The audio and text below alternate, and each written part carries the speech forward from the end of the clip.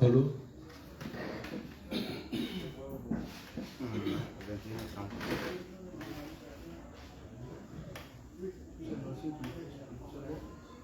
Ok, donc le frère, vas-y. Allô? Bonsoir les saints, bonsoir les saintes. Bonne arrivée à notre séance d'enseignement sur la divinité du Christ. Nous allons confier, avant même de commencer les enseignements, nous allons confier tout un chacun à Dieu le Père, mais bien avant, nous allons faire la confession de foi pour démontrer à Dieu.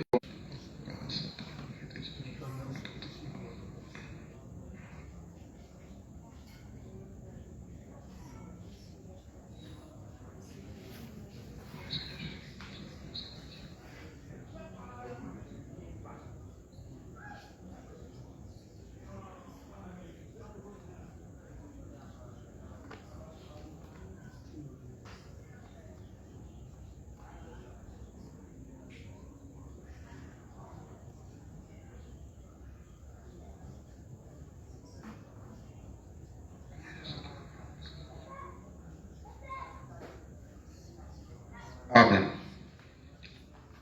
Nous allons dire merci à Dieu de ce qu'il nous a donné la santé, il a veillé sur nous, il nous a donné la force d'être présents ce soir, qu'il nous dispose, qu'il éloigne de nous tout ce qui est distraction, qu'il ouvre notre compréhension afin de discerner, de comprendre tout ce qui se fera ce soir. Prions. Père éternel, nous te disons merci.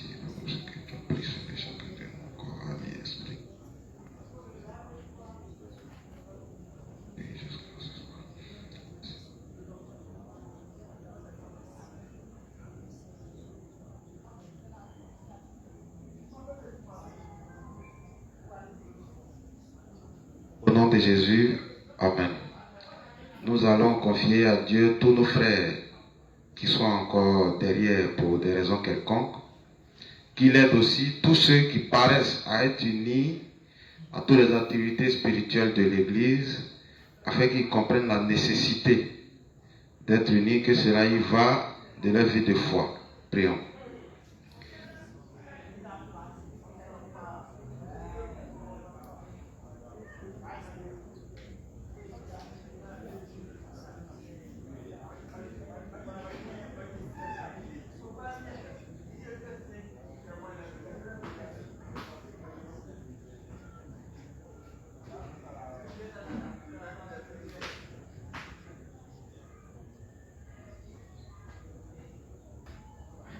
Au nom de Jésus, Amen.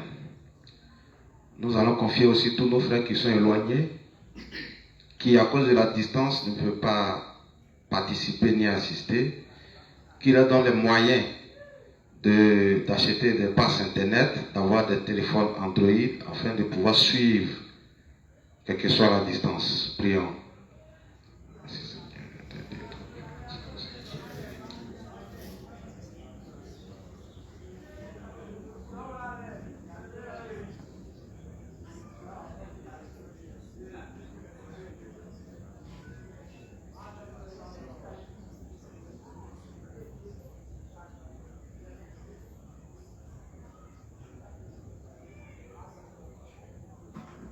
Au nom de Jésus, Amen.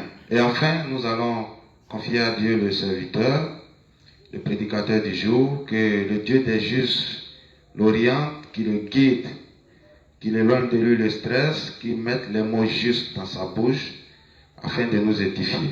Prions.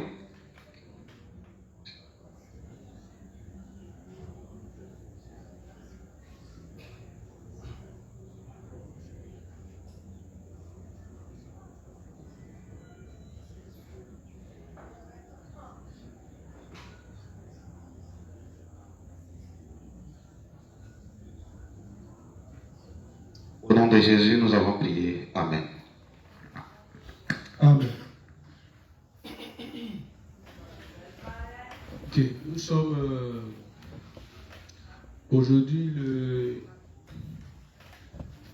le 10 novembre 2021.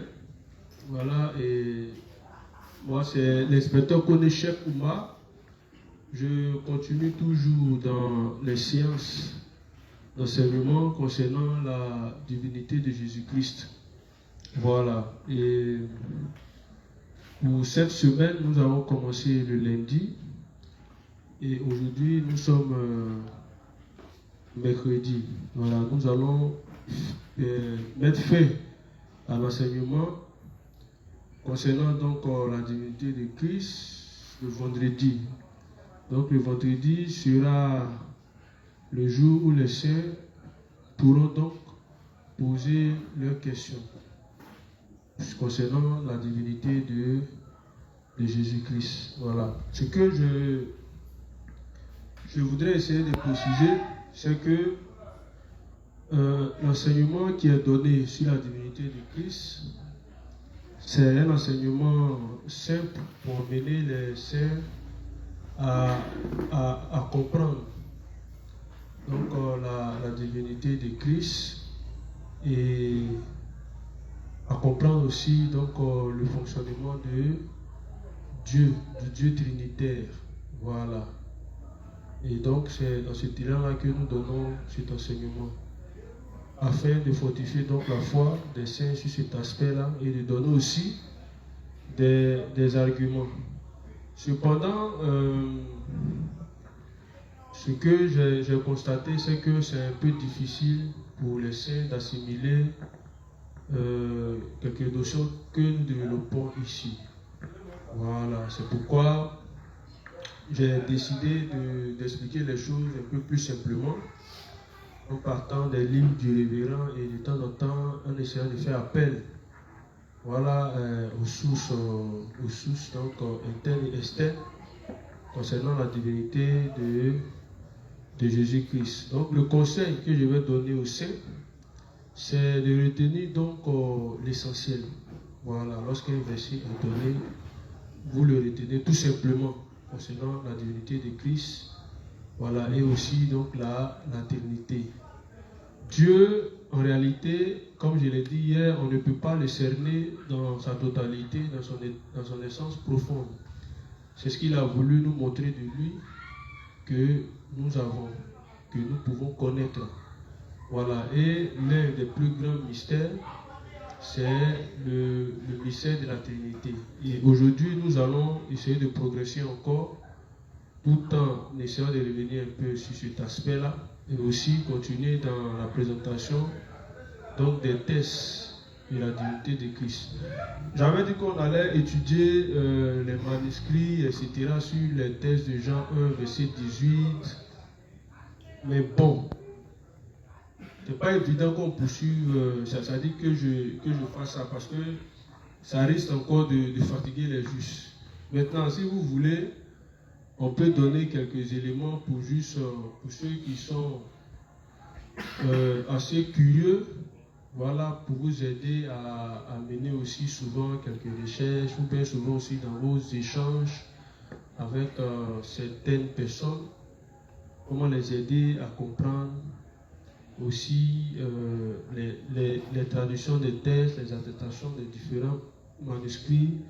Pourquoi on a des versions où c'est dit le Fils unique de Dieu et dans une version c'est dit Dieu le Fils. D'où vient ces débats-là?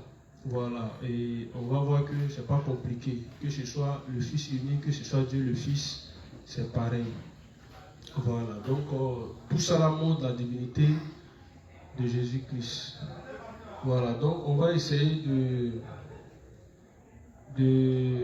si vous voulez bien, on va essayer d'en parler. Voilà, et aussi Jean 1, verset 1 et Acte 28, verset 20.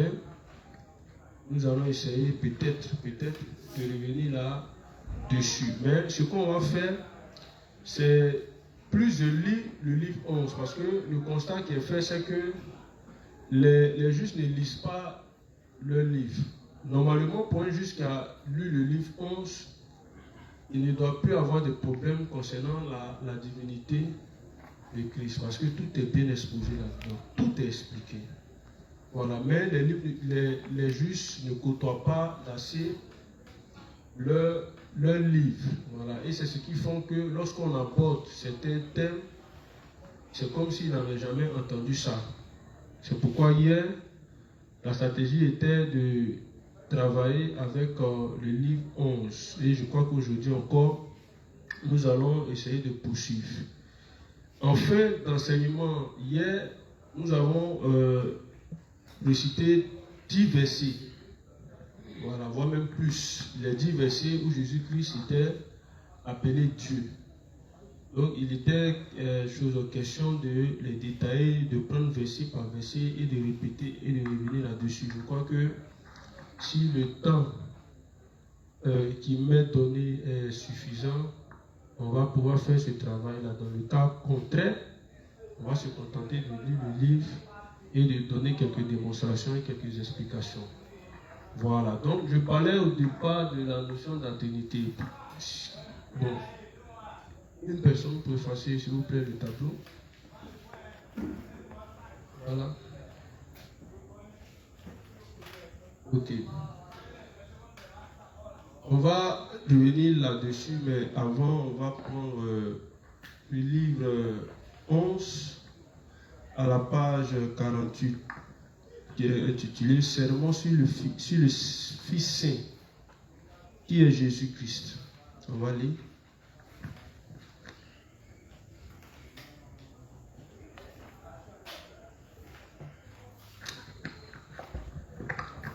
Livre 11, page 48. Qui est Jésus-Christ? Pourquoi Jésus est-il venu en ce monde? Jésus vint à travers le corps d'une vierge. Raison, 2 points. Pour sauver les êtres humains du péché, il devait venir dans la chair. Amen. Donc, vous voyez un peu, le révérend dit qui est Jésus-Christ. Il pose la question. Donc, ça, c'est la grande question. Et ensuite, il poursuit en disant pourquoi Jésus est-il venu en ce monde? Jésus vint à travers le corps d'une vierge. Quelle est la raison?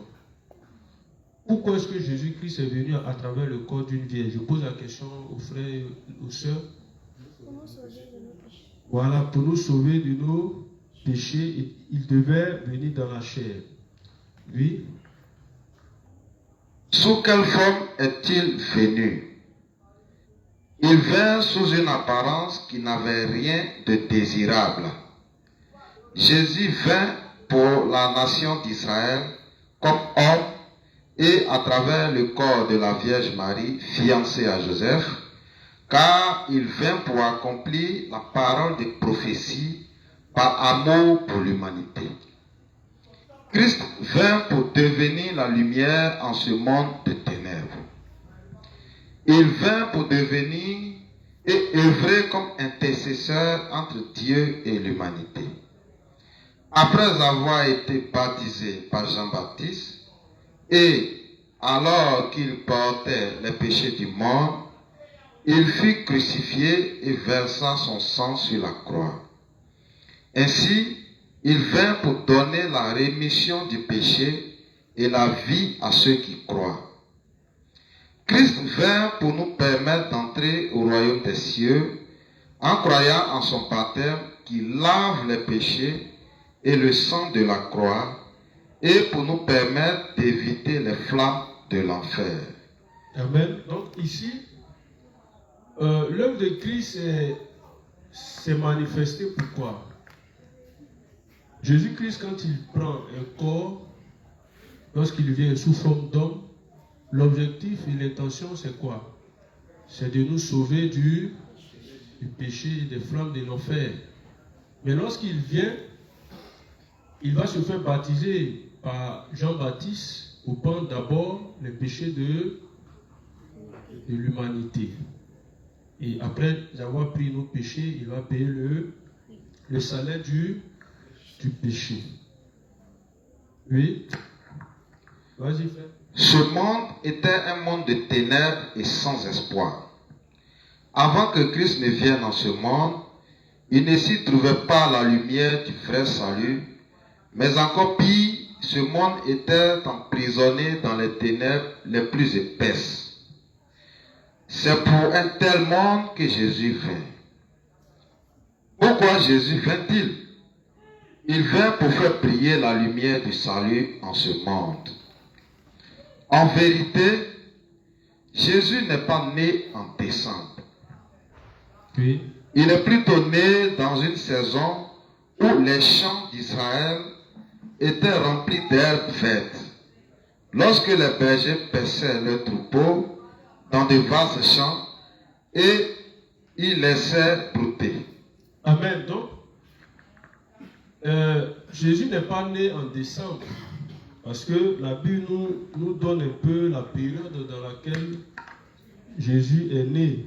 Dans Luc 2, verset 8, on a le révérend qui dit « Lorsque les bergers paissaient leurs troupeaux dans les vastes champs et les îles laissaient brouter. » Quand il y a la neige va recouvrir les herbes. Donc les animaux n'ont pas la possibilité de brouter. Donc on voit que en ce moment, lorsque le Christ naissait, on n'était pas dans un temps de neige. Voilà. Donc Jésus n'est pas né un 25 décembre. Ça, la plupart des Juifs ici le savent. Vous-même, qui ne savait pas ça? Qui? Non, oui, mais toi tu sais, mais il y a des Juifs peut-être qui ne savaient pas. Qui ne savait pas? Ok, donc on est au même niveau d'information. Et cela atteste, vas-y. Cela atteste que son anniversaire réel n'était pas le 25 décembre. Voilà, donc son anniversaire réel n'est pas le 25 décembre. Oui. Alors, pourquoi célébrons-nous Noël en ce froid jour du 25 décembre?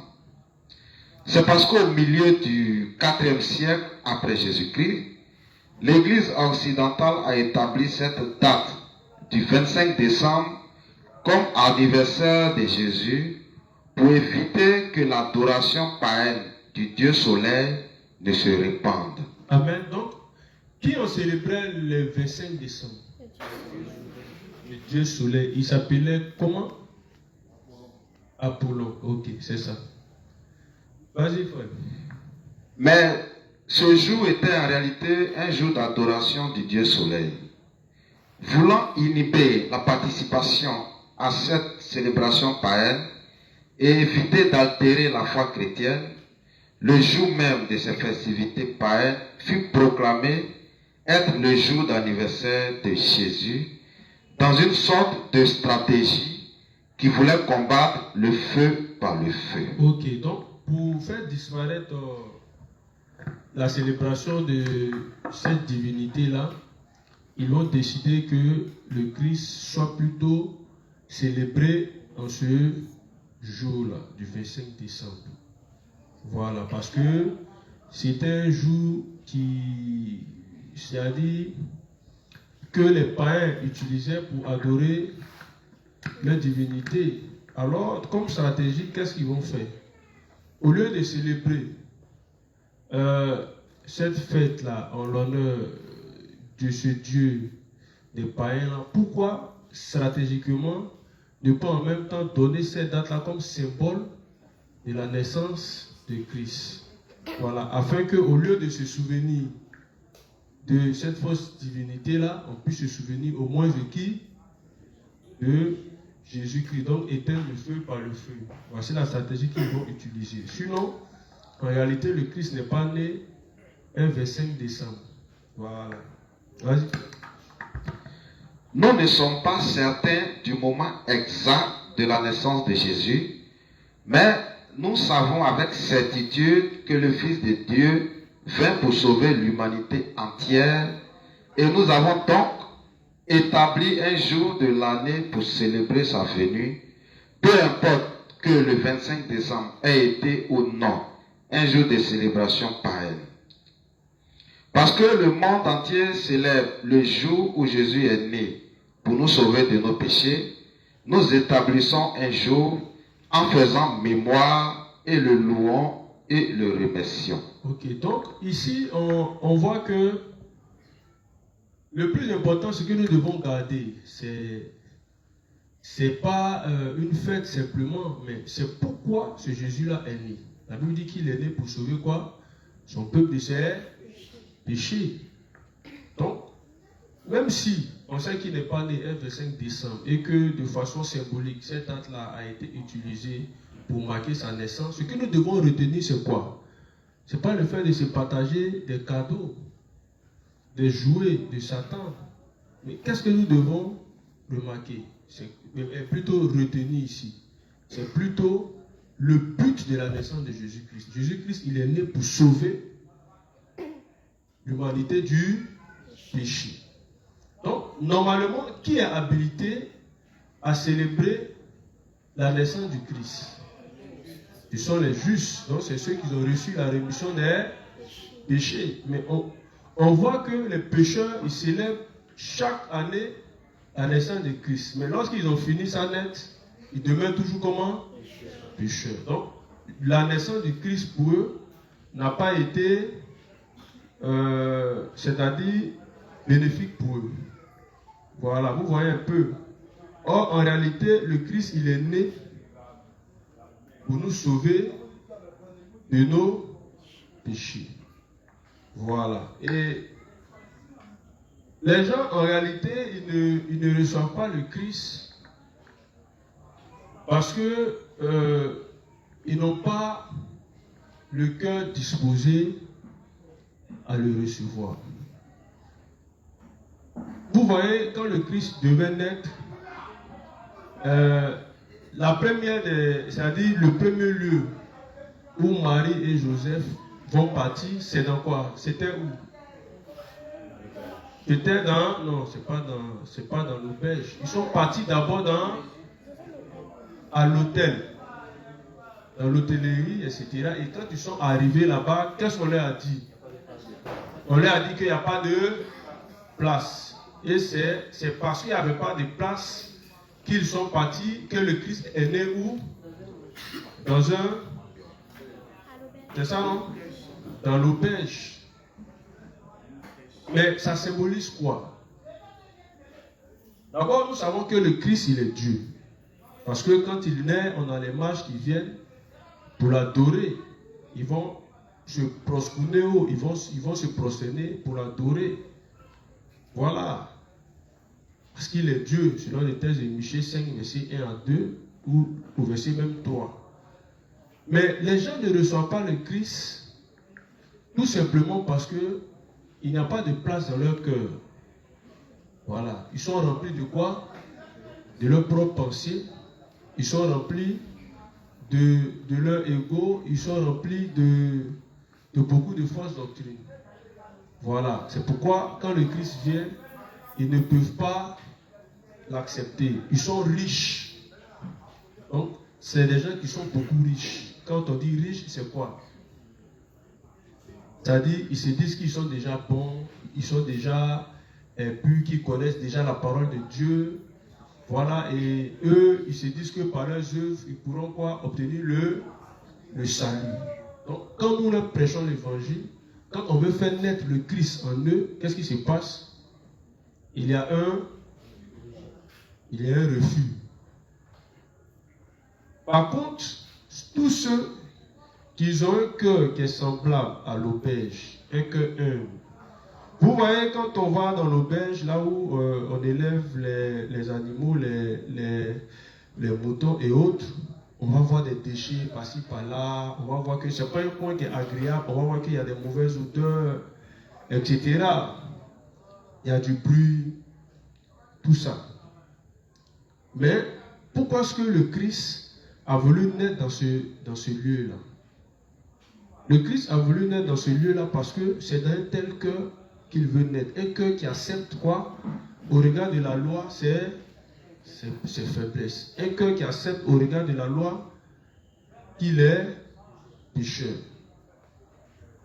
Voilà. Donc, tant qu'on n'a pas le cœur de l'auberge, c'est évident que le Christ ne pourra pas naître en nous. C'est pourquoi Dieu nous donne la loi, afin que par la loi, nous puissions voir que nous sommes des pécheurs, afin de pouvoir croire en Christ qui va nous justifier, qui va nous rendre justes par son baptême, par sa mort et par sa résurrection. Donc, pour ceux qui ont lu le livre combien?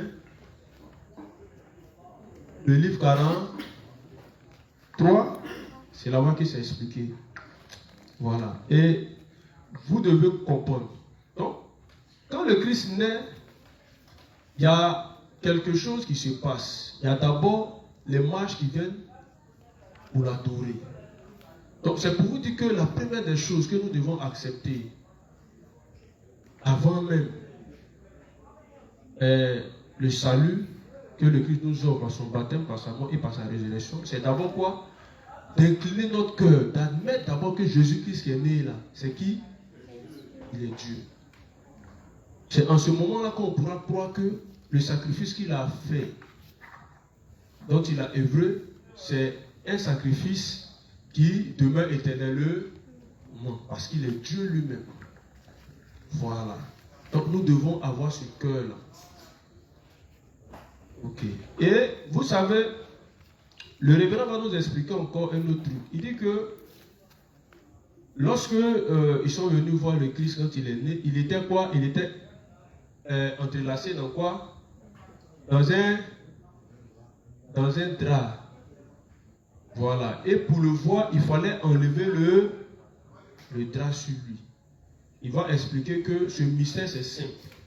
Il s'agit en réalité de la partie pour connaître le mystère, non seulement de la divinité de Christ, mais du salut de Christ. Il faut démêler la parole de Dieu. Il faut démêler tous les mystères de Dieu, c'est-à-dire qui sont cachés dans la loi de Moïse. Donc, tant que tu n'as pas fait le tricotage, tant que tu n'as pas enlevé le drap, tu ne pourras pas voir au fond de la parole quoi? Le Christ. Donc, le Christ se trouve dans sa parole. À travers la loi de Moïse, à travers les prophètes, à travers les psaumes. Lorsque nous démêlons tous ces draps-là, on pourra voir qui est Jésus-Christ et comment est-ce qu'il nous a sauvés. Ça, c'est toujours le livre 43. C'est là-bas que le révérend va nous expliquer. Donc, j'ai beaucoup aimé cet enseignement-là. Donc, on doit savoir qui est Jésus-Christ. Le Christ, il est Dieu tout-puissant. C'est lui qui a créé le monde. Et c'est lui qui est venu nous sauver de tous nos péchés. Vas-y, frère.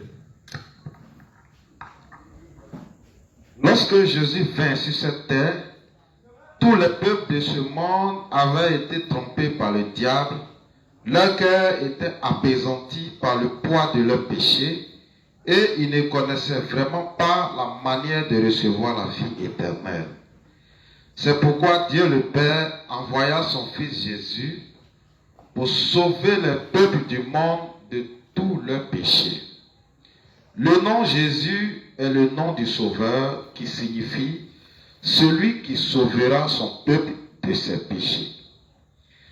Ce Jésus vint dans ce monde. En portant les péchés du monde par son baptême, Jésus fut condamné sur la croix et ainsi effacer tous ses péchés. Jésus était-il Dieu? Page 50.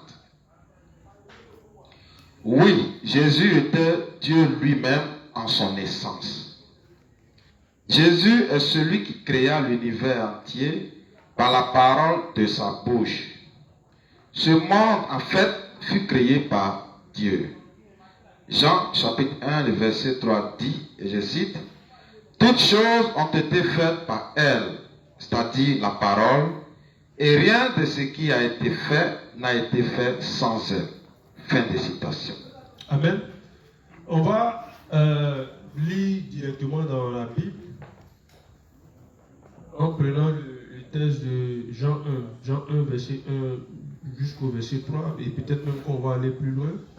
Voilà, et nous allons essayer un peu de développer. Donc, ici, le révérend il est en train de montrer quoi? La divinité de Christ. Mais on voit qu'il va faire appel aux œuvres divines de Christ. En citant le texte de Jean 1, verset 3, où il est dit, toutes choses ont été faites par elle, en parenthèse la parole, et rien de ce qui a été fait n'a été fait sans elle. Vas-y. Jean chapitre 1, à partir du verset 1. Au commencement était la parole. La parole était avec Dieu, et la parole était Dieu. Elle était au commencement avec Dieu. Toutes choses ont été faites par elle, et rien de ce qui a été fait n'a été fait sans elle. Amen. Ici, qui est la parole? Qui est appelé ici la parole? C'est qui? Voilà.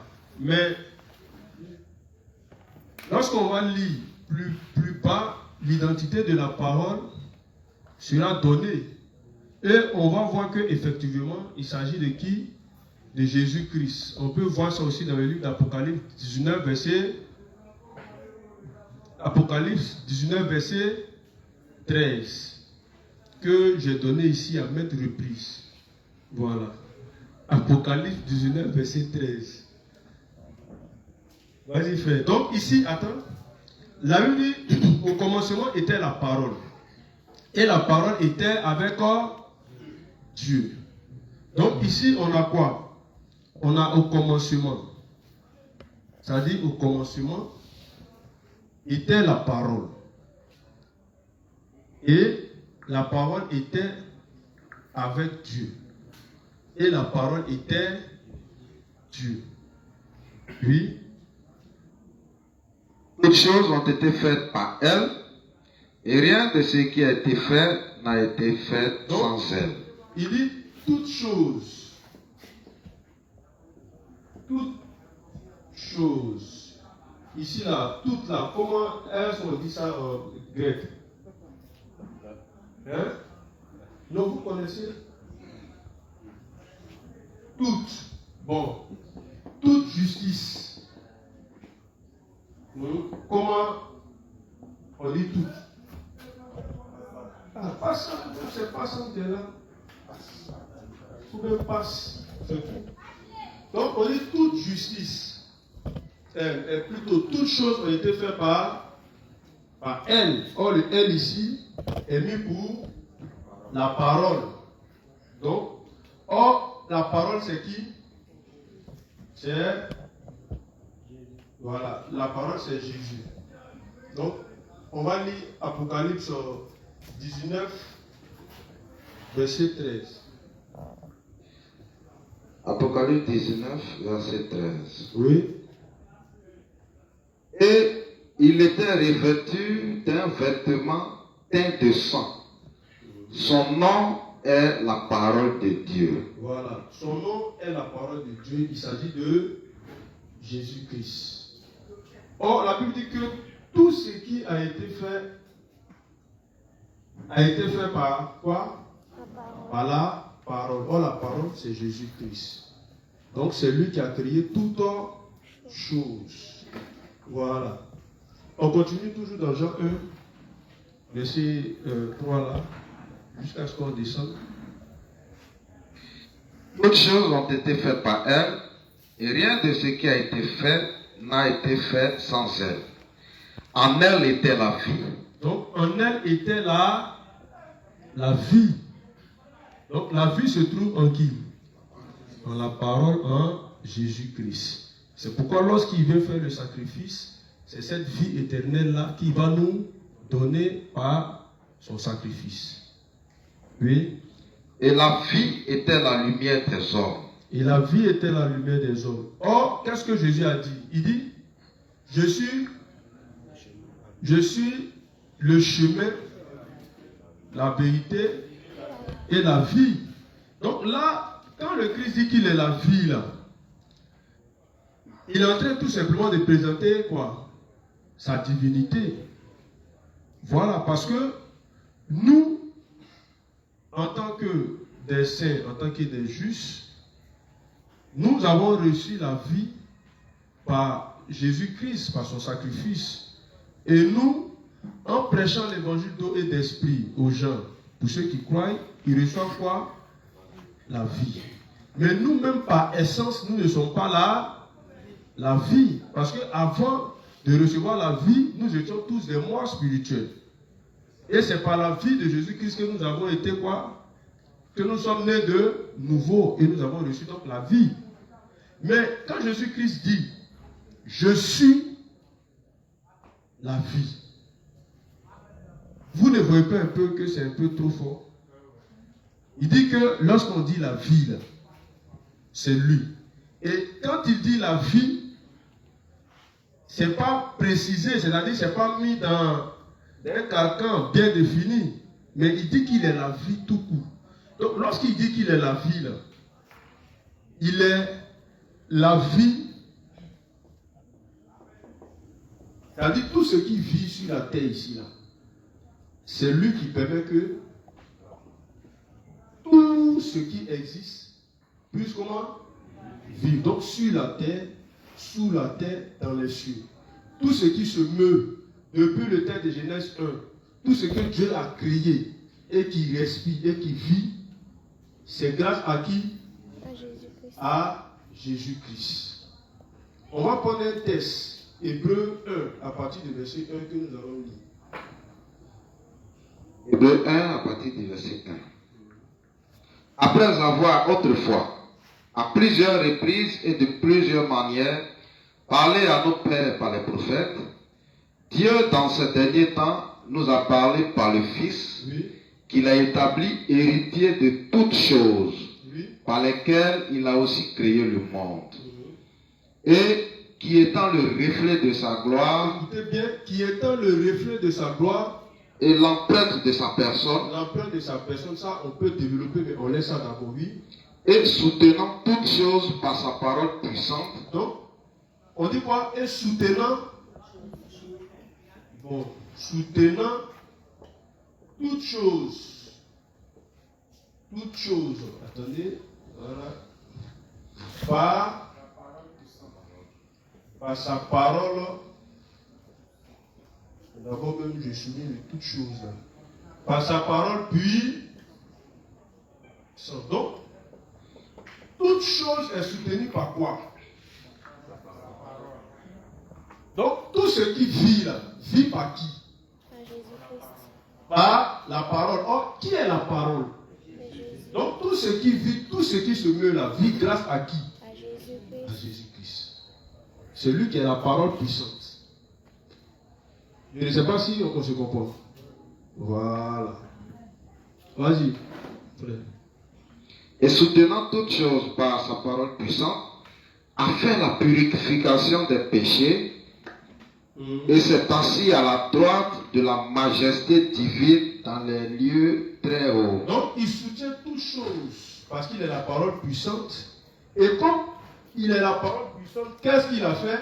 La purification des Il a péchés. fait la purification des péchés. Donc, purification, voilà, des péchés. Donc, celui qui a fait la purification des péchés, quelle est sa nature? Sa nature, c'est qu'il est le Dieu tout-puissant. Et comme il soutient toutes choses, parce qu'il est Dieu, il peut faire la purification des péchés. Voilà. Donc, celui qui fait la purification des péchés ici, c'est Dieu, c'est le Christ. Donc, si la Bible te dit que le Christ a ôté tous tes péchés, et puis tu viens dire que demain, encore toi tu es pécheur, ça signifie quoi? Donc, une personne qui dit que Jésus-Christ est Dieu et qui se croit encore pécheresse ou pécheur, ça veut dire qu'en réalité, il ne croit pas en la divinité de Jésus-Christ. C'est très simple. Au fait, lorsque la Bible dit qu'il est souverain sacrificateur, selon l'ordre de Melchisédek, voilà. Et la Bible va différencier donc sa sacrificature à ceux de Aaron. Voilà. Et lorsqu'on prend le thème de psaume 100 combien là 100, ne me blaguez pas, pardonnez. 110, non? Où Dieu dit que tu es souverain sacrificateur pour toujours selon le nom de Melchisédek. Donc, la Bible encore va nous préciser que ce Melchisédek là, c'était Dieu lui-même. Donc, il est rendu semblable au Fils de l'homme. Car il n'a ni... c'est-à-dire que le sacrificateur Melchisédek n'a pas de commencement de vie et n'a pas aussi de fin de vie. Donc, il est quoi? Parce que lorsqu'on précise qu'il n'a pas de commencement de vie, ni fin de vie, la Bible c'est-à-dire que veut présenter tout simplement deux choses. Le fait qu'il soit quoi? L'alpha et l'oméga. Donc il est le commencement et la fin. Donc il est l'éternel. Donc la divinité de Christ là, se rattache à quoi? À notre salut. C'est-à-dire au salut des hommes. Du coup, si il est de l'ordre de Melchisédek, ça veut dire quoi? Il possède un sacerdoce qui est comment? Qui est intransmissible. Et la Bible encore va dire quoi? Il est toujours vivant pour intercéder pour nous. Donc lui, lorsqu'il vient et qu'il finit de faire son sacrifice, ce n'est pas un sacrifice qu'on va reprendre encore. Donc, s'il a ôté tes péchés une fois, l'action qu'il a fait, c'est-à-dire qu'il a eu à faire là, ce n'est pas une action qu'il va encore répéter dans le temps. Pourquoi? Parce qu'il est Dieu. Donc, lorsqu'il agit une fois, c'est valable pour toujours. Parce que c'est fait selon son essence divine. C'est-à-dire tout est en rapport. Donc, si il a pris tes péchés aujourd'hui, qu'il les a effacés en versant son sang, ça veut dire que toi, en croyant en cela, tu es quoi? Tu es saint pour toujours. C'est pourquoi l'apôtre Paul dit dans le livre de Romains 8, verset 5, c'est 5, 8, 8, verset 5. Et verset 6, voilà, Romains 5, verset 8. Donc faites très attention. Romains 5, verset 8 dit quoi? Car lorsque nous étions pécheurs, Christ est mort pour nous. Donc, pour les apôtres, le fait que le Christ ait fait son sacrifice, qu'il soit mort, etc., qu'il ait fait tout l'œuvre du salut, il met donc au passé leur état de pécheur. Pourquoi? Parce qu'ils savent que celui qui est rentré dans le monde pour faire le sacrifice là, c'est qui? C'est Dieu lui-même. Donc si Dieu a effacé tes péchés, est-ce que tu as parlé encore avec lui? Puisque quand le péché rentre là, ça ne te sépare de qui? C'est-à-dire que lorsque le péché entre, ça te sépare de Dieu lui-même. Maintenant Dieu dit bon, je vais moi-même effacer tes péchés. Maintenant Dieu efface tes péchés. Et puis toi, maintenant, tu reviens encore. Non, Dieu, c'est vrai que tu as effacé, hein, mais je suis encore pécheur. Donc, il y a un souci à ce niveau. Donc, pour tous ceux qui disent qu'ils sont encore des pécheurs, non seulement ils ne croient pas en la divinité de Christ, mais, c'est-à-dire, ils n'ont rien compris de Dieu. Voilà. C'est pourquoi, depuis la nuit des temps, nous allons voir dans les textes que Dieu va annoncer à chaque fois sa venue sur la terre à travers donc sa parole, à travers son Fils. Et lorsque le sacrifice est fait, la Bible dit quoi? Il a obtenu une rédemption, comment? Voilà. Maintenant, est-ce que... Voilà, attendez, parce qu'il faut qu'on explique ça. Voilà. Bon. Les frères et les sœurs, on a Aaron. On a Aaron. Et on a qui? Melchisédek Melchisedec, bon, excusez-moi. Melchisedec. Bon, ouais, je vais faire ça ici. Voilà, en parenthèse, Jésus-Christ. Voilà. Bon. Ici, là, Aaron, Dieu l'a choisi pour faire quoi? C'est-à-dire, Dieu l'avait choisi pour faire quoi? L'expiation des péchés du peuple. Voilà. Maintenant, Melchisedec aussi vient et est plutôt bon. Le Christ, bon, tout ça c'est pareil. Lui aussi, il fait l'expiation des péchés de l'humanité. Voilà. Maintenant, il y a une chose qui ressort. Ici, lorsque le Christ agit, lorsqu'il fait le sacrifice, on parle de quoi? On parle de rédemption, comment? Éternel. On dit éternel. Bon, maintenant, la question que je vous pose. Pourquoi, lorsqu'il s'agissait d'Aaron, la Bible, ou bien lui-même, Aaron ne peut pas dire que, après l'expiation des péchés annuels, le peuple obtenait quoi? Une rédemption éternelle. Pourquoi lui ne pouvait pas dire ça? Il va dire, frère. Aaron n'était pas Dieu. Aaron n'était pas Dieu.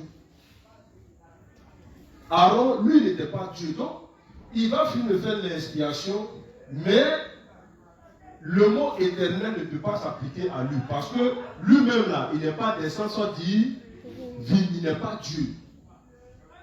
Non seulement c'est un pécheur, et il est limité dans le temps parce qu'il n'est pas Dieu. Donc, lorsqu'il finit de faire l'expiation, lui-même d'abord, il fait pour lui-même. Et il renouvelle encore année après année. Donc, cela atteste que non seulement il n'est pas Dieu et que le sacrifice qu'il fait est fait selon sa nature, donc mais donc on ne peut pas parler de rédemption éternelle. Mais comme Jésus-Christ, lui, il est l'éternel, il est Dieu, c'est pourquoi lorsqu'il fait son sacrifice, la Bible peut mettre rédemption éternelle. Donc, si tu n'es pas éternel, si tu n'es pas l'éternel, tu ne peux pas donner une rédemption éternelle aux hommes. Donc, le sacrifice que le Christ fait, les conséquences sont liées au fait qu'il soit lui-même éternel. Donc, s'il a ôté tes péchés ici, c'est valable pour tout le reste du temps jusqu'à l'éternité. Donc, si Jésus-Christ efface tes péchés et que tu as réellement cru, tu es déclaré sans péché parce que c'est Dieu qui a œuvré. Et c'est ce que, quand on va prendre le texte d'Hébreu, c'est ce que d'abord l'auteur même tente d'expliquer.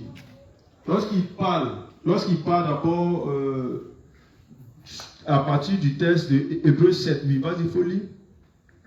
C'est un texte que je répète encore. Hébreu 7. À partir du verset 18. À partir du verset 18. Oui. Il y a ainsi abolition d'une ordonnance antérieure à cause de son impuissance et de son inutilité. Écoutez, s'il vous plaît. Car la loi n'a rien amené à la perfection et introduction d'une meilleure espérance par laquelle nous nous approchons de Dieu. Et comme cela n'a pas eu lieu sans serment, car tandis que les Lévites sont devenus sacrificateurs sans serment, Jésus l'est devenu avec serment par celui qui lui a dit, le Seigneur a juré et il ne se repentira pas. Tu es sacrificateur pour toujours selon l'ordre de Melchisedec. Jésus est par cela même le garant d'une alliance plus excellente. Oui. De plus, il y a eu des sacrificateurs en grand nombre parce que la mort les empêchait d'être permanents. Mais lui, parce qu'il demeure éternellement. Voilà, donc j'avais expliqué ça, mais je reviens encore là-dessus. On dit lui, Jésus, il est différent des Lévites. Pourquoi? Il y a un premier point. Parce qu'il demeure, comment? Éternellement. Le verbe demeurer, c'est quoi? Qui peut m'expliquer un peu? Vite là. Demeurer, c'est ça, non? Voilà, demeurer. Oui, c'est ça. Voilà. Parce qu'il demeure éternellement. La Bible dit que le Christ, il demeure éternellement.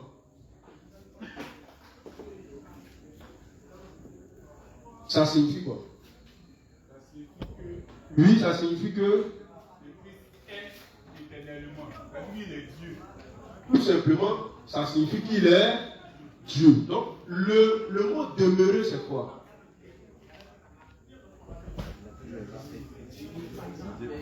Il dit qu'il a toujours existé. J'entends là-bas qu'il est unique. La juste. Et toi? Hein? On dit pas.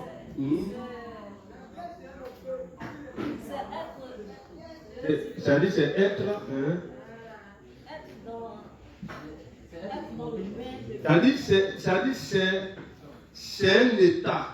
C'est-à-dire, bon, comment je vais dire, c'est être dans le temps et dans l'espace. Il réside, il reste. Voilà, il reste. Merci, c'est le mot même reste. Donc là, on dit qu'il demeure éternellement. Au fait, lorsqu'on dit qu'il demeure, c'est comme je viens trouver une personne dans la maison. Et puis je lui dis, mais toi tu demeures plutôt dans la maison. Ça signifie qu'il était déjà dans la maison. Et puis je l'ai trouvé ici. Donc, ça veut dire que de toute éternité, le Christ, il est éternel. Présent en permanence. Il est présent en permanence. Donc, il est présent dans l'éternité. Il est dans le temps. Il est éternel, tout simplement. Donc, comme lui, il demeure éternellement, ça veut dire quoi? Il n'a pas, c'est-à-dire, il n'a pas. Le Christ n'est pas une créature. C'est-à-dire que il est à la fois le commencement et il est à la fois la fin. Donc, il n'est pas borné dans le temps. Voyez un peu. Je répète ça. Donc, ça veut tout simplement dire qu'il est éternel. Donc, comme lui, il demeure éternellement, il est différent de tous les Lévites qui sont venus. Eux, on peut les remplacer. Aaron, lorsqu'il est mort, ils l'ont remplacé. Ou bien, celui qui l'a remplacé est mort, ils l'ont aussi remplacé. Jusqu'on est arrivé au père de Jean-Baptiste, qui est mort en son temps et ils l'ont remplacé. Mais le Christ, là, comme lui, il demeure éternellement. Ça veut dire comme il est Dieu. Avant même que le monde, c'est-à-dire, ne vienne à l'existence, il était déjà. Donc, lorsque lui, il vient pour faire le sacrifice, nous, là, on n'a plus de problème. Voilà. Parce que, dès que tes faiblesses se manifestent, autrement dit, ta chair pêche, qu'est-ce que tu fais? Parce qu'il est là. Et puis, il y a 2000 ans qu'il a déjà fait le sacrifice. Donc, qu'est-ce que toi, tu dois faire? Est-ce que tu vas revenir encore lui dire, ah, pardon, s'il te plaît, viens effacer encore ce péché-là? Hein? Tu ne peux plus faire ça. Pourquoi? Parce qu'il a déjà effacé tes péchés avant même que tu ne viennes sur la terre. Et jusqu'à ce que tu meurs, lui, il a déjà effacé tous tes péchés. Donc, tu dois tout simplement, c'est-à-dire, tu viens dans sa présence et tu rappelles comment il a ôté tes péchés et pour combien de temps. Parce qu'il est vivant. Il sait ce qu'il a fait. Quand il a fini d'effacer, il dit, j'attends maintenant que mes ennemis soient quoi? On marche pied. Voyez un peu. C'est-à-dire par un seul sacrifice, il a amené à la perfection pour toujours ceux qui sont saints, ceux qui sont sanctifiés. Donc il a fait un travail définitif. Donc lorsque ma chair se manifeste, qu'est-ce que je fais? Je viens et je rappelle tout simplement comment est-ce qu'il m'a sauvé. Mais je rappelle parce qu'il est vivant. Il est vivant. Non seulement il est vivant, mais il est lui-même la vie. Donc, à chaque fois, je dois me rappeler ce qu'il a fait.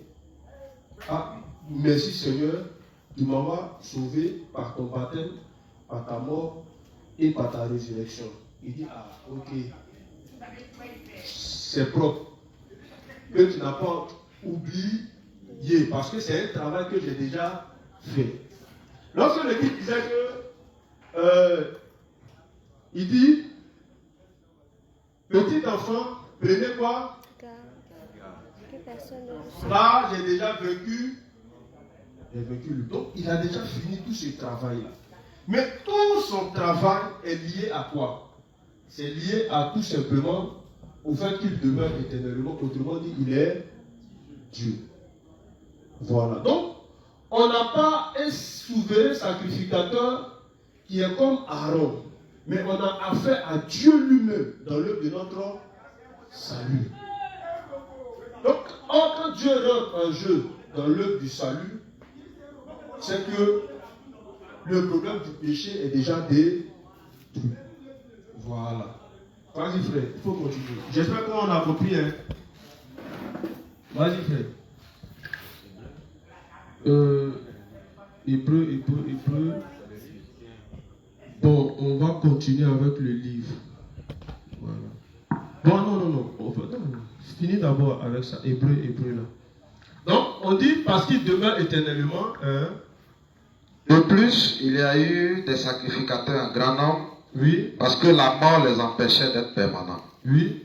Mais lui, parce qu'il demeure éternellement, oui, possède un sacerdoce qui n'est pas transmissible. Voilà. Donc, il y a un truc encore qui est très important ici. Hein. On dit il possède quoi? Intransmissible. Voilà. Or, le sacerdoce là, de Lévi, ça servait à quoi? Hein? À faire l'expiation, donc à demander quoi? Pardon pour les péchés par le biais des sacrifices et des sacrificateurs. Ok, tout ça, c'est pareil. Maintenant, pourquoi la Bible va préciser qu'il a un sacerdoce qui est intransmissible? On dit quoi ici? On dit intransmissible. Donc, ça veut dire quoi? Intransmissible. On ne peut pas transmettre. Voilà. Ça veut dire qu'on ne peut pas donner à quelqu'un d'autre. Le Christ, lui, quand il vient, c'est pour obtenir quoi? Le pardon de nos péchés. Et c'est à travers son sacerdoce, selon l'ordre de Melchizedek, qu'il a obtenu le pardon de nos péchés. Donc lui, là, son sacerdoce de demander pardon pour les péchés, là, il ne transmet pas ça à qui? À quelqu'un d'autre. Donc, quand une autre personne vient, parce qu'elle a péché, et elle demande pardon pour ses péchés, qu'est-ce qu'elle est en train de faire? Elle est en train de nous dire que le sacerdoce est transmissible. Jésus lui a transmis ça. Donc lui, il a reçu aussi le pouvoir de demander quoi? Pardon pour ses péchés. Mais le problème, c'est que lui, il ne prend pas son sang, hein, ni le sang des animaux. Hein. Mais c'est quel sang il prend? Lui, ça va prendre le sang de Jésus-Christ. Il trouve le sang là où? Il trouve le sang là où? Donc quelqu'un verse son sang et puis c'est toi qui dois prendre ça à sa place. Et puis nous disent que c'est spirituellement. Bon.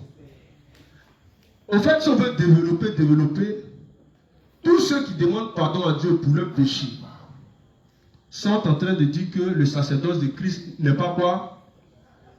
N'est pas intransmissible. Que eux aussi, ils ont reçu le pouvoir de quoi? De devenir donc sacrificateurs selon l'ordre de Melchizedek et d'effacer eux-mêmes leur péché. Mais ce n'est pas avec leur sang, mais c'est avec le sang de Christ.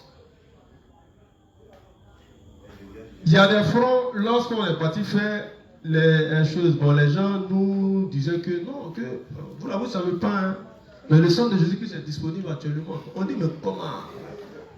Il dit, mais le sang de Jésus-Christ est disponible. Ah, tu ne sais pas ça? On dit, mais comment ça? Il dit, non, mais le sang de Jésus-Christ est disponible. Donc, on dit, bon, c'est dans piscine, ou bien c'est fleuve, ou bien c'est quoi? Parce que toi, tu t'en vas prendre ça. Oh, le rituel est clair. Quand tu dois prendre son sang là, comment tu fais? C'est-à-dire, toi, tu rentres dans le... C'est-à-dire, bon, je ne sais pas comment tu fais. C'est-à-dire, toi, tu vas dans la présence de Dieu et tu fais tout le rituel. Donc, comment tu fais? Parce qu'en réalité, c'est flou. C'est flou dans leur tête. Celui qui demande lui-même pardon pour ses péchés, il est en train de dire que le sacerdoce de Christ est transmissible et qu'il a reçu aussi le pouvoir d'effacer lui-même donc ses péchés. Voyez un peu. Voilà. On peut développer ça. Vas-y, il faut lire la suite. C'est aussi pour cela qu'il peut sauver parfaitement ceux qui s'approchent de Dieu par lui, voilà, étant toujours vivant pour intercéder en leur faveur. Amen. Donc, pourquoi est-ce que la Bible dit qu'il peut nous sauver parfaitement? Il y a des conditions qui ont été données. Un, parce qu'il demeure éternellement. Et deux, parce que quoi? Il est un sacerdoce d'abord qui est transmissible. Parce qu'il est vivant. Voilà tout ça. Donc lui, il peut nous sauver parfaitement. Tout simplement parce qu'il est Dieu lui-même. Et parce qu'il est Dieu lui-même qui peut nous sauver parfaitement. Voilà.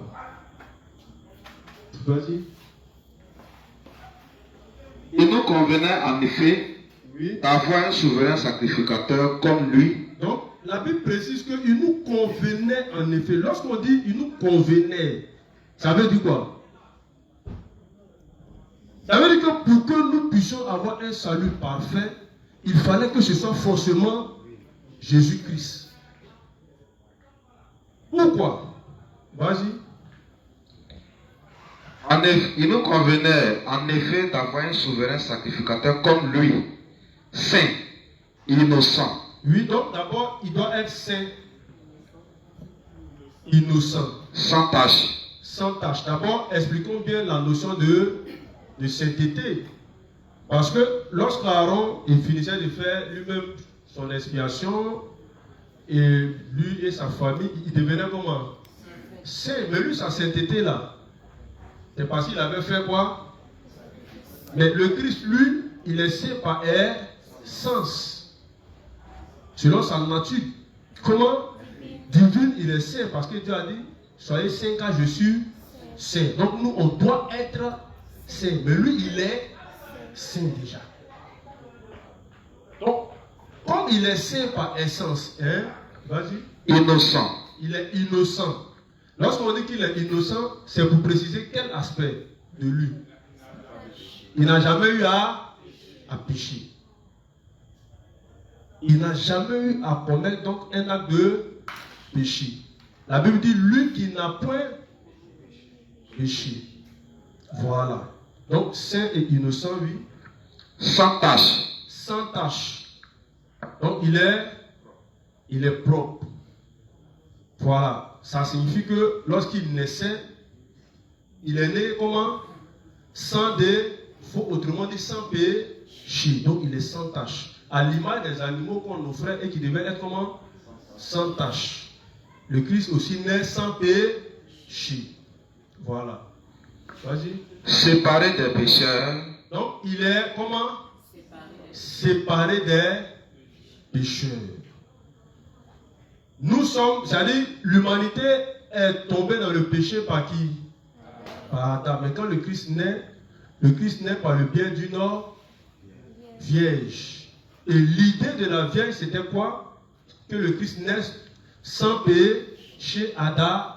Mais du coup, Dieu va mettre quoi? Une séparation entre lui avec nous, les autres pécheurs.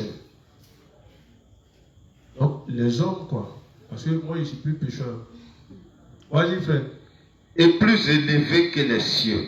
Voilà. Donc, il y a cet aspect-là aussi qui rejoint parce qu'il demeure éternellement. Lorsqu'on dit qu'il est plus élevé que les cieux, ça signifie quoi? On dit est plus élevé que les... Donc il y a des critères que le Christ devait respecter pour que le salut de l'humanité soit comment? Soit parfait. Il devait être quoi? Plus élevé que les cieux. Donc l'expression plus élevé que les cieux là, ça exprime quoi? Tout simplement, qui est plus élevé que les cieux? Ou bien, chose de mieux, toi tu es plus élevé que les cieux? Ou bien, Abraham. Abraham ne peut pas dire qu'il est plus élevé que les cieux. Moïse même ne peut jamais dire ça. Aucun des prophètes ne pouvait dire, moi, je suis plus élevé que les cieux. Tu es plus élevé que les cieux comment? Donc, l'expression plus élevé que les cieux, ça montrait tout simplement quoi? Sa divinité. Donc, il faut forcément faire un lien avec la divinité de Christ pour que nous puissions mieux comprendre la portée donc, du salut qu'on a reçu. C'est pourquoi le révérend dit dans plusieurs livres que la première des choses même, c'est de croire en la divinité de Jésus-Christ. Parce que lorsqu'il a dit qu'il a obtenu une rédemption éternelle, que nous sommes sanctifiés pour toujours, toutes ces expressions-là, ça dénote même de la nature divine de Christ lui-même. Parce qu'il est divin, parce qu'il est Dieu, parce qu'il est éternel, on peut utiliser toutes ces expressions pour toujours, éternel. Une bonne fois pour toutes. Mais ces expressions-là, on ne peut pas utiliser ça pour les autres hommes qui ne sont pas des, c'est-à-dire qui ne sont pas Dieu. C'est impossible. Voilà. Vas-y, frère. Et plus élevé que les cieux, qui n'a pas besoin, comme les souverains sacrificateurs, d'offrir chaque jour des sacrifices, d'abord pour ses propres péchés, ensuite pour ceux du peuple. Car ceci, il l'a fait une fois pour toutes en s'offrant lui-même. Donc, on dit qu'il a fait ça combien de fois? Une fois pour toutes. C'est ce que je disais tantôt. Une fois pour toutes. Donc, s'il n'est pas Dieu, s'il n'est pas éternel, l'action qu'il pose là doit se répéter dans le temps. Tout simplement parce que il n'est pas éternel. Il s'évanouit dans le temps. Il disparaît dans le temps et on ne parle plus de lui comme les Aaron. Mais lui là, on ne peut pas dire ça de Christ. Le Christ ne s'évanouit pas dans le temps.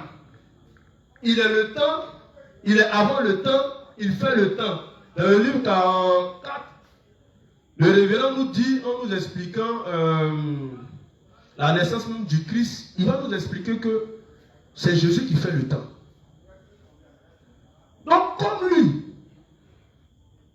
il est le temps, il est apériodique, il est atemporel, il est éternel. Il est tout ce qu'on peut dire pour traduire encore son éternité. On dit quoi? Qu'est-ce qui est dit là-bas? Une fois pour toutes. Voilà. Donc, et cela, il a fait une fois pour toutes en s'offrant. Donc, regardez, c'est un corps qui est donné pour le sacrifice des péchés.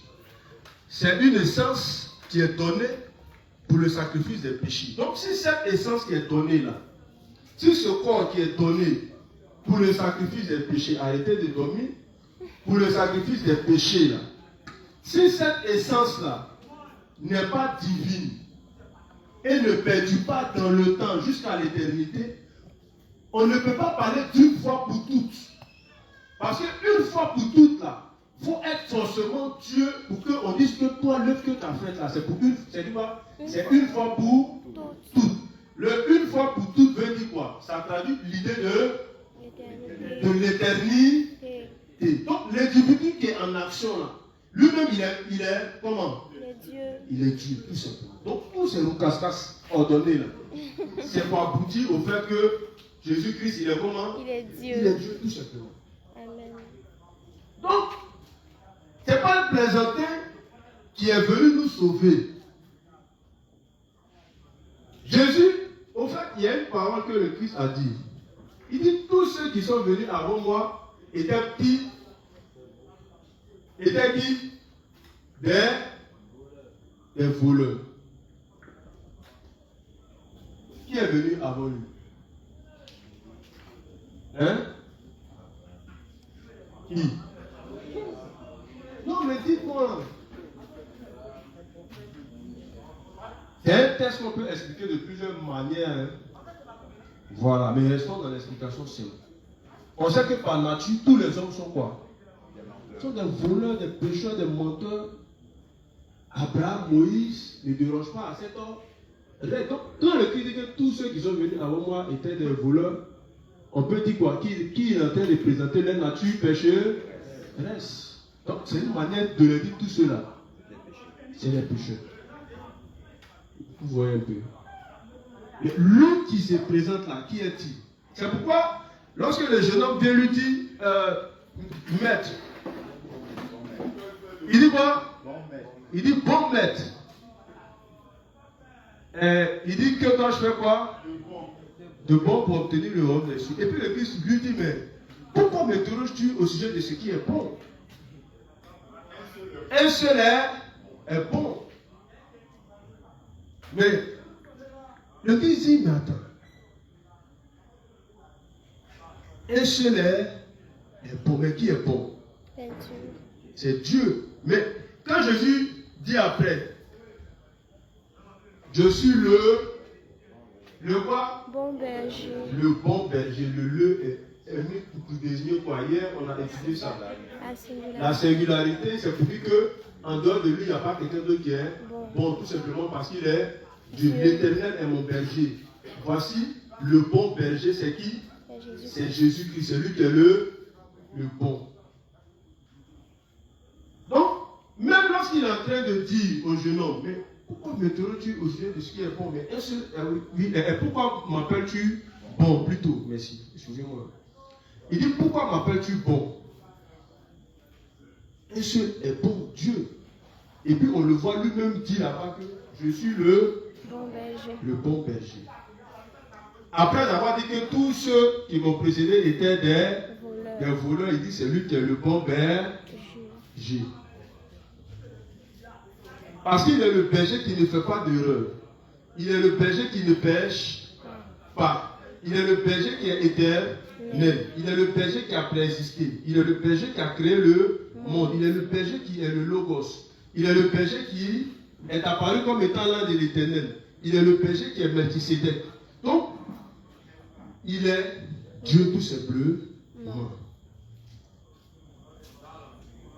Donc, on comprend tout simplement que le Christ, même dans ses propos subtils, il va là encore quoi?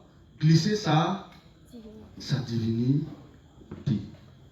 Donc, notre salut est lié à la divinité de Christ. Vas-y frère, continue. En effet, oui, la loi établit souverain sacrificateur des hommes sujets à la faiblesse. Oui. Mais la parole du serment qui a été faite après la loi établit le Fils qui est parfait pour l'éternité. Amen. Donc, vous comprenez, non? Établit qui? Le Fils qui est comment? Qui est parfait pour l'éternité. On avait expliqué ici la notion de Fils. Lorsque la parole, qui est le Logos, prend un corps, à partir de Jean 1 jusqu'au 12, au 14, il dit quoi? Et nous avons contemplé sa gloire, une gloire comme celle du Fils. Voilà. Donc, le Logos, lorsque le Logos prend un corps, on appelle ce Logos-là comment? Fils. Donc, Fils veut dire quoi? La parole éternelle faite chair. Quand ça concerne le Christ. Nous sommes appelés fils de Dieu ou enfants de Dieu tout simplement parce que on a cru en cette parole qui est Jésus-Christ. Donc, nous, c'est par adoption que Dieu nous appelle enfants ou fils. Voilà. Donc, la Bible nous dit quoi? Dans le dernier texte d'Hébreux 7, il faut qu'on retienne ça. Vas-y, lis, frère, s'il te plaît. En effet, la loi établit souverain sacrificateur des hommes sujets à la faiblesse. Mais la parole du serment qui a été faite après la loi établit le Fils qui est parfait pour l'éternité. Donc le Fils, il est parfait pour l'éternité. Quand on te dit que le Fils est parfait pour l'éternité, là, ça veut dire quoi? Ça veut tout simplement dire que le Fils est Dieu. Tout simplement. Donc on va essayer de continuer encore dans la lecture. Voilà. Donc je vais vous épargner vraiment les manuscrits. Et je crois que prochainement, on va essayer de revenir là-dessus de façon technique. Voilà. Mais comme l'objectif, c'est de présenter la divinité de Christ, je crois que c'est ce qu'on va faire. Oui, vas-y, frère. Page 50, livre 11, paragraphe 3. Jésus était Dieu lui-même qui vint pour sauver les pécheurs. Oui. Jésus créa ce monde et l'univers entier au commencement. Lorsque Jésus dit, je cite, que la lumière soit, alors la lumière fut. Lorsqu'il a dit que le soleil soit, alors le soleil vint à exister. C'est par ce commandement de Jésus que cela soit, que toute herbe, arbre, la mer, le ciel et même l'humanité elle-même vint à exister. Jésus est le Dieu qui créa toutes ces choses au commencement. Amen. Genèse 1, 3 à 15. Il était fondamentalement le Dieu de la création. Toute chose fut faite par lui et rien ne fut créé sans lui. Amen. Quel est le texte qui décrit bien ça? Le texte biblique. Jean 1, mais il y a deux autres textes encore qui le disent. Hébreu 1 aussi le dit, mais il y a un texte que j'ai donné ici qui est très utile. Colossiens combien? 2, verset combien? 14 à 16. On va lire ça. Je retrouve ça rapidement. Je ne suis pas venu avec ma Bible en papier aujourd'hui. Colossiens 2, Oui. 14 à 16. Il a effacé l'acte. Pardon, on va dans Colossiens. C'est ça, non? 1, non? Non, c'est ça, pardonnez, 1. 1, verset 15 à 17. Voilà. Donc, mais avant que le frère lise, je vais essayer de relire encore ce que le révérend a dit. Il dit, il était fondamentalement le Dieu de la création. Toute chose fut faite par lui. Et rien ne fut créé sans lui. Alors pourquoi vint-il sur terre en s'incarnant dans la chair d'un homme? Ok. Vas-y. Colossiens 1, 15 à 17. Il est l'image du Dieu invisible, le premier-né de toute la création. Ok, donc ici, lorsqu'on dit qu'il est l'image du Dieu invisible, j'avais dit que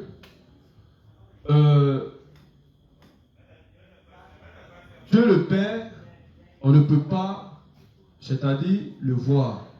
C'est pourquoi, c'est par sa parole, c'est par une autre essence donc de sa personne qu'il se fait voir par les hommes. Voilà, et c'est par sa parole faite chair qui est le Christ, qui est son essence, qui est Dieu lui-même. Et la Bible dit, le premier-né de toute la création. En grec, c'est quoi? Il y a prototokos et il y a protokitsis. Ok. Prototokos, protokitsis. Donc il y a ce qui est créé et il y a ce qui est incréé mais qui a existé dès le départ. Or le Christ, lui, il est quoi? Il est incréé. Et donc lorsqu'on dit qu'il est le premier-né de la création, ça signifie tout simplement qu'il est la parole émise par qui toutes choses sont venues donc à l'existence. C'est la parole qui sort en premier d'abord, qui rentre dans la création. Et il y a création. Et la Bible va dire au verset 16, vas-y lis. Car en lui ont été créées toutes les choses qui sont dans les cieux et sur la terre. Oui, donc on dit, la Bible dit en qui? En Jésus. En lui. Mais pourquoi c'est en lui? Lorsque l'expression en lui, ça veut dire quoi? C'est lui qui a créé. Non, il y a en lui et par lui. Là, on est dans en lui. En lui. Lorsque la Bible dit que nous avons été prédestinés en qui? En Jésus-Christ. Bon, ça signifie quoi ça? C'est lui qui devait nous sauver. Voilà. Ça veut dire que tout le plan du salut, de notre chose au salut, a été fait quoi? En Jésus-Christ. En Jésus-Christ. Donc c'est lui qui devait venir accomplir notre plan du salut. Quand le plan est tracé là, c'est lui qui doit être à l'œuvre. Donc c'est en lui que nous sommes sauvés. Donc ici, lorsque l'expression est utilisée pour dire, car en lui ont été créées toutes choses, ça veut dire quoi? C'est lui qui a créé. Ça veut dire que toute la création, hein, lorsqu'on dit en lui, ça veut dire que toute la création rend gloire à Jésus. C'est en lui que tout a été créé. Toute la création qui existe là, c'est pour qui? C'est pour Jésus-Christ. Tout lui rend gloire. Il est quoi? Il est l'objet de la création. Et il est quoi? Et il est le but aussi de la création. Et Dieu nous crée afin que nous puissions rentrer dans l'éternité par lui.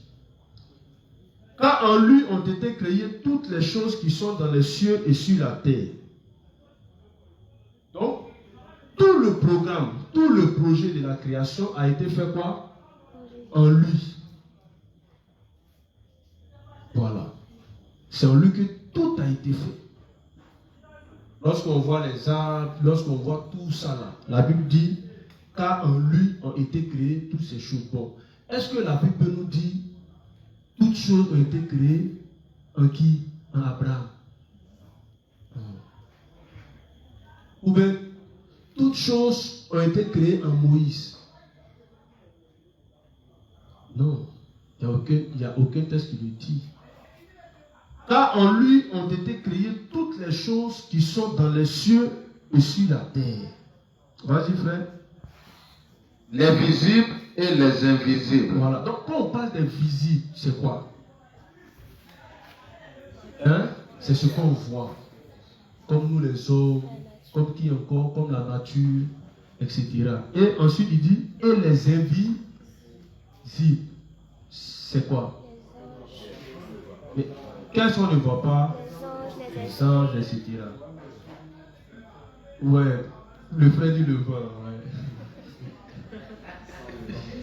Donc on a les anges, tout ça. Donc ça veut dire que tout ce qui est créature visible et invisible, ange, homme, etc., a tout été créé en qui? En Jésus. Vas-y frère. Les visibles et les invisibles, trône. Voilà. Donc on va prendre point par point. Trône. Trône là, c'est quoi? Même où nous serons assis. Ça a été créé par qui? Plutôt en qui? En Jésus. Donc, quand on finit le test, vous allez voir que, mais attends, tout se trouve en Christ. S'il n'est pas Dieu, pourquoi tout se trouve en lui? Vas-y. C'est-à-dire tout est créé en lui. Vas-y. Dignité. Dignité. Domination. Domination. Autorité. Autorité. Tout a été créé par lui et pour lui. Donc, c'est ce que je disais, il est l'objet de la création et il est quoi? Il est lui-même le créateur. Tout a été créé par lui et pour lui. Non seulement c'est pour lui que tout est créé, mais ça a été aussi créé par lui. Maintenant, écoutez bien. Vas-y. Il est avant toute chose. On dit, il est avant toute chose. Donc, ça veut dire quoi? Ça qu'est-ce qui est présenté ici? C'est ça. Préexistence. Merci, c'est sa préexistence. Donc, sa préexistence est présente. Donc, il est avant toute chose. Il existe avant tout.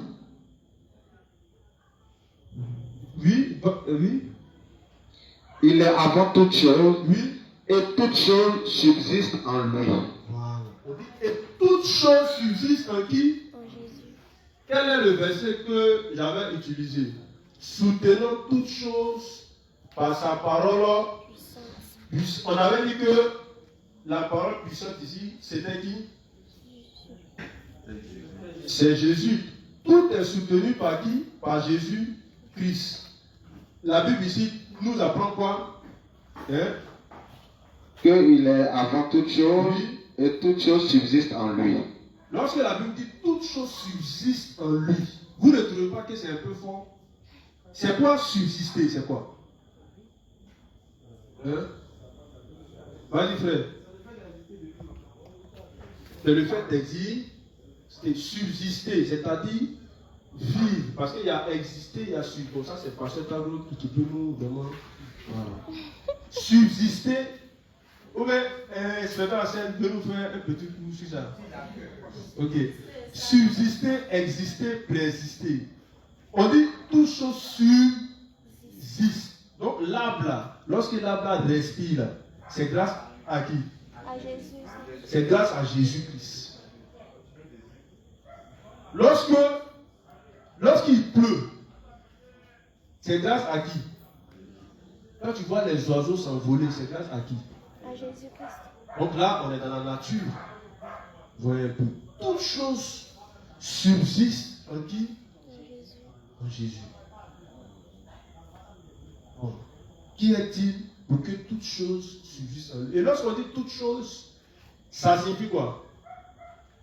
Que même si les démons, là, c'est-à-dire même s'ils sont en train de faire leur malin, là, c'est parce qu'ils les regardent, hein, il attend le jour. C'est pourquoi j'ai pris l'exemple. Lorsqu'il est parti sur l'île, là, l'île de quoi? L'île des Gaga, les niais. Quand il est arrivé, quand les démons l'ont vu, là, qu'est-ce qui s'est passé en même temps? Et qu'est-ce qu'ils lui ont dit? Il peut expliquer un peu la scène comme un film. On peut. Bon, voilà. Vas-y, frère, trouve le test. Au fait, lorsqu'on parle de subsistance, là, tout ça là, fait partie de ça. Donc, on va expliquer ça et puis on va mettre fin à l'enseignement. Voilà. Je trouve ça rapidement pour aider mon frère. Voilà. Matthieu 8. Matthieu 8, après le verset 28. Matthieu 8, à partir du verset 28. Voilà. Vas-y. Lorsqu'il fut à l'autre bord, tout le pays des Gadaréniens, lorsqu'il fut à l'autre bord, dans le pays des Gadaréniens, deux démoniaques sortant des sépulcres vinrent au-devant de lui. Oui. Ils étaient si furieux que personne n'osait passer par là. Oui. Et voici, ils s'écrièrent, qu'y a-t-il entre nous et toi, fils de Dieu? Donc, ici, qui parle? Démon. Voilà. Ils disent, qu'y a-t-il entre nous et toi, fils de Dieu? Oui. Es-tu venu ici pour nous tourmenter avant le temps? Écoutez bien. C'est-à-dire, ils se connaissent il y a longtemps. Ils ont l'information que lui qui est en face d'eux là, c'est lui qui va quoi? Les juger, les tourmenter dans les flammes de l'enfer. C'est Jésus.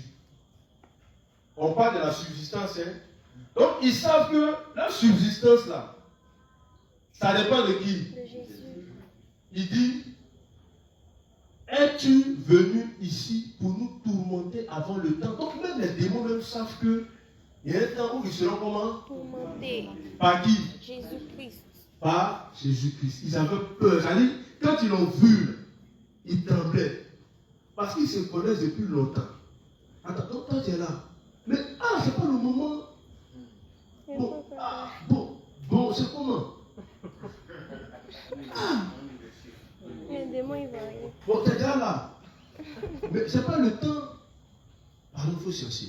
Il faut chercher. Parce que ce n'est pas le temps. Nous, on sait que tu vas nous juger, nous tourmenter. Mais aïe, le pétard musulman là, mais toi tu es déjà ici. Un truc là. Il là. Bon. On va faire un deal. Vas-y, il faut lire la suite. Il y avait loin d'eux un grand troupeau de berceaux qui passait. Les démons priaient Jésus disant, Oui. si tu nous chasses, envoie-nous dans ce troupeau de berceaux. Donc les démons quoi? Priaient Jésus en lui disant quoi? De les mettre dans les bords. On nous a envoyés ici là. Bon, on est depuis Genèse jusqu'à Apocalypse. Ce discours qui se passe entre les démons et Jésus là. Est-ce qu'on peut retrouver ça ici? Où des démons voient, c'est-à-dire un prophète, et puis ils sont là, ils ont peur. Et puis ils disent, Abraham, mais qu'est-ce qu'il y a? Abraham, c'est qu'on colle le... Ah, faut attendre un peu. Bon, Abraham, pardon, attends. Tu vois les porcs là, non? Mets-nous là-dedans. Mais quand ils ont vu le Christ, Jésus a dit, je voyais Satan, quoi? Tomber du ciel comme... Où il était? Dans le ciel. Il a dit, un ange a pris Satan, puis il a dit, qu'est-ce ici là-bas, là-bas? Un poli là, il l'a jeté. Et puis il lui dit qu'il le voyait tomber comme ça. Ça veut dire qu'ils se connaissent depuis longtemps. Donc, s'il a jeté le vieux père, donc eux ils voient, hé, tu es là, déjà. Hein? C'est pas le moment. Tu fais quoi comme ça? C'est pas le moment, il faut attendre un peu. Bon, hein, voyez les pauvres qui sont là. Pour nous mettre là-dedans. Ici, même les démons sont en train de présenter même qui? La nature divine de Christ en tant que le juge des derniers temps. Ils le voient et puis tremblent, ils sont paniqués. C'est pas un démon, hein? C'est pas deux. C'est quoi? C'est des légions, c'est-à-dire un groupe de démons. Ils voient le Christ et puis ils parlent en même temps. Ils disent, mais qu'est-ce qui se passe? Eux tous, ils ont peur. Parce qu'ils ont vu Dieu lui-même qui est devant eux et qui doit les juger bientôt. Donc c'est pas nous. On ne va pas croire en la dignité de Christ. Et je vais m'arrêter là. Donc c'est pour vous dire que tout simplement, le salut qu'on a reçu là, ce salut-là est lié à la divinité de Christ. C'est parce que le Christ, il est l'éternel, c'est parce qu'il est Dieu, qu'aujourd'hui nous pouvons nous taper la poitrine pour dire quoi? Nous avons obtenu quoi? La rédemption éternelle. Donc je m'arrête là. Merci. Bon, nous allons prier, confier notre retour à Dieu, lui demander de l'aide, afin qu'il nous garde et que la nourriture spirituelle et physique ne manque pas dans les maisons de tout un chacun, et qu'il nous donne encore la force d'être unis à tous les rassemblements spirituels, d'être unis physiquement et spirituellement, et afin de comprendre tout ce qui se fait dans l'église de Dieu pour le salut de l'humanité. Prions. Père éternel, nous te disons merci pour ce temps d'enseignement que tu as permis, de ce que tu as fait sur ton église partout dans le monde. Merci de ce que tu nous as nourris encore ce soir. Maintenant que nous avons fini, merci de raccompagner chacun chez lui sain et sauf, de nous donner encore la nourriture physique et spirituelle et de nous protéger et de nous mettre à cœur d'être unis à tous les rassemblements, d'être obéissants à tous les prédécesseurs dans la foi, de les porter dans nos cœurs afin d'obtenir ta force, ta protection, ta miséricorde et ton amour. Au nom de Jésus, nous avons prié. Amen.